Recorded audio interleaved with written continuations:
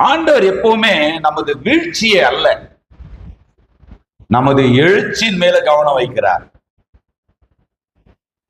விழுந்துட்டியே, இந்த காரியத்தை இப்படி பேசிட்டியே, இப்படி ஒரு நபரை பார்த்துட்டியே, இப்படி ஒரு கெட்ட வார்த்தை உன் வாயிலிருந்து வந்துருச்சு, இப்படி ஒரு தவறான பார்வை உன்னுடைய மனசுல வந்துருச்சு, இப்படி ஒரு காரியத்தை நீ ரகசியமா செஞ்சிட்டியே என்று தோற்று போன, விழுந்து போன அந்த வீழ்ச்சியை பற்றி தேவன் சிந்திப்பதில்லை. அந்த வீழ்ச்சியிலிருந்து நம்மளை எப்படி தூக்கி எடுப்பது என்பதை பற்றி சிந்திக்கிறார். எனக்கு புரிதன்றவங்க மாத்திரம். அப்படிப்பட்ட எந்த, மறுபடியும் முதல்ல சொல்ற பாருங்க, ஒரு விஷயத்தை புரிஞ்சுக்கணும். வீழ்ச்சி என்பது ஏதோ ஒரு குறிப்பிட்ட ஒரு சில பாவங்கள் மட்டும்தான் வீழ்ச்சி, மற்றதெல்லாம் பரவாயில்ல, அப்படி கிடையாது. கிறிஸ்துவின் அடிச்சுவடுகளுக்கு ஒத்து வராத எல்லாமே வீழ்ச்சிக்கு ஏதுவானதுதான்.